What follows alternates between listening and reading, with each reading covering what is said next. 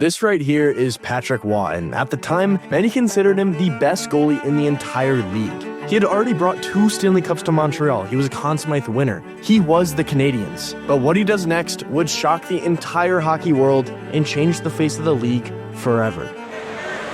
Patrick Waugh just went over and said something to Corey, and I'm not so sure what it was, but he went right to him. That'll be even more of a story tomorrow, possibly. It was December 2nd, 1995, inside the legendary Montreal Forum, one of the most iconic arenas in hockey history, playing out its final season before the Canadiens would move into the brand new Molson Center. On the ice were 2 powerhouse franchises. The Red Wings were a juggernaut, near the top of the league almost every single year. They were led by a young core featuring Sergei Fedorov, Nicholas Lidstrom, Steve Yzerman, and Slava Kolzov. And behind them were veterans like Paul Coffey and Igor Larionov. And in net, they had future Hall of Famer Mike Vernon.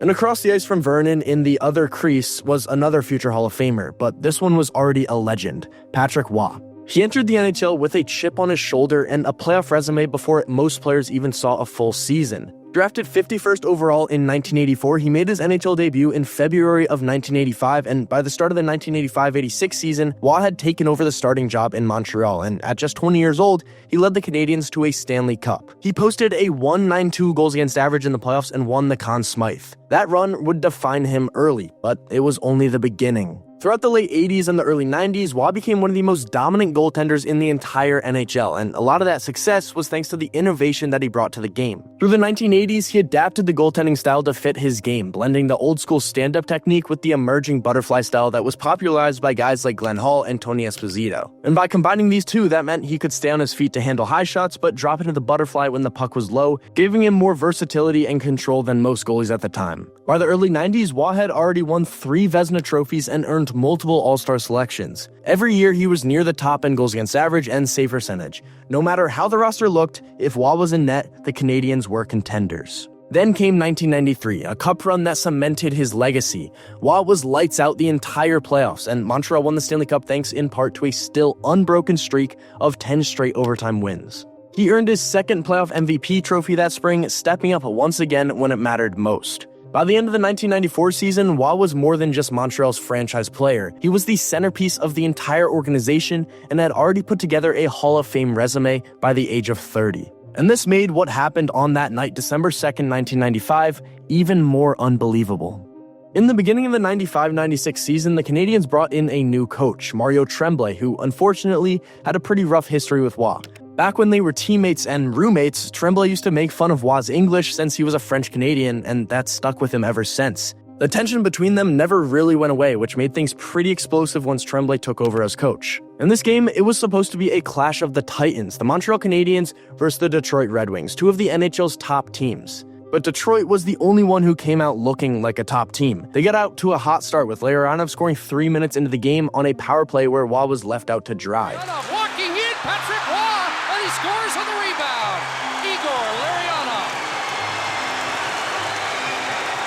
And Waugh being left out to dry was starting to become a common theme this game. By the end of the first period, Detroit had already run up the score to 5-1, outshooting the Habs 17-7. And it wasn't like Waugh was letting up soft goals. Montreal had spent a chunk of the game shorthanded, and the penalty kill was falling apart. Detroit took full advantage, picking corners, moving the puck like it was a power play clinic. Waugh was getting no help, and he was stuck trying to survive a shooting gallery from the NHL's best team. And normally, this is where a coach would try to fire up the team during intermission, maybe make a goalie change, switch up lines, do something to turn things around. But instead, Tremblay left things as is. He left Waugh in the net to start the second period, leaving him to face the music and whatever Detroit threw at him next. And the Red Wings, they did not let up. They kept the pressure on in the early second, scoring 2 more goals just 5 minutes in.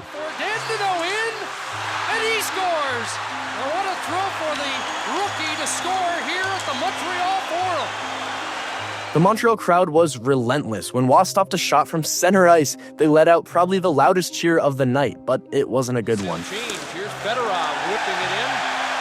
And the fans getting on Patrick Waugh, who responds. Waugh gave them a now pretty iconic, sarcastic salute, clearly done with this entire game. But unfortunately for Patrick, Detroit was not done with the game. They put 2 more past him near the middle of the second period to make it 9-1, and this was finally the dagger. Fedorov scores 9-1, and the floodgates are open at the Forum Finally, Waugh was pulled. Backup goalie Pat Jablonski came in, and Waugh skated off, clearly done with the night. He leaned his stick against the wall, handed off his mask and gloves, and walked right past Mario Tremblay without even a glance from him. Now, usually when a goalie gets pulled like that, the coach gives him something, a tap on the pads, a quick word, anything. But instead, he got nothing. And in that moment, it clicked for Waugh. There was no coming back from this. This wasn't just about one bad game. This was a total breakdown. So he turned around, walked right past Tremblay again, still no reaction, and made his way to team president Ronald Corey. Waugh leaned in and said the words that would shake the Canadiens to their core.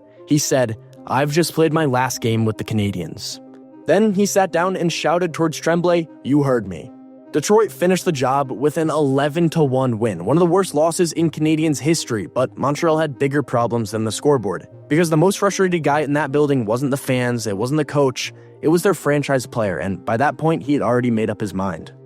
It took just 4 days and the Canadiens pulled the trigger. Waugh and team captain Mike Keane were traded to the Colorado Avalanche in exchange for Jocelyn Thibault, Martin Ruzinski, and Andrei Kovalenko. Even at the time, their return felt lopsided, and today it's remembered as one of the most lopsided trades in NHL history. General manager Rajan Houle, who had been on the job for just 40 days, was slammed for not trying to fix things between Waugh and Tremblay. But the damage, it had been done, and Montreal let their franchise player walk out the door. It was and still is one of the biggest trades in NHL history, and to rub salt in the wound, Waugh went out and finished the season with the Colorado Avalanche and led them to the franchise's first ever Stanley Cup. The team had just relocated from Quebec, and Waugh instantly gave the team legitimacy. And the playoffs that year brought one of the most iconic moments of his entire career. In the Western Conference semifinals against the Chicago Blackhawks, Game 4 went into overtime. Jeremy Roenick broke in alone on a clear scoring chance and got pulled down from behind by Sandis Ozolinsh, and somehow the refs didn't call a penalty shot. Waugh made the save, and Sakic ended it in triple overtime. Afterward, Roenick ripped into the no call and took a shot at Waugh in the media.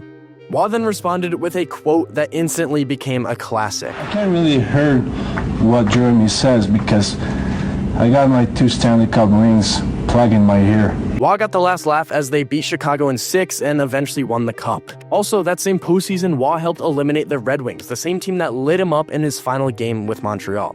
And it was the start of a rivalry that would define the next era of hockey. Between 1996 and 2002, Colorado and Detroit met in the playoffs 5 times. It was intense, emotional, and often pretty violent. And Waugh was right in the middle of it all, fighting goalies, stealing games, and carrying the Avalanche through the toughest moments. In 2001, he added 1 more Stanley Cup and 1 more Conn Smythe, beating the Devils in 7 games. He then played 2 more seasons after that and retired in 2003. By then, his legacy was already cemented. 4 Stanley Cups, 3 Conn Smythe trophies, countless iconic moments. And what happened on December 2nd, 1995, it wasn't just a breaking point between a coach and a goalie. It was the fracture of a dynasty, the collapse of a hockey institution that hadn't quite realized how much it leaned on one player. One moment, he was the face of the franchise. 4 days later, he was gone. And just like that, so was the Canadiens' identity.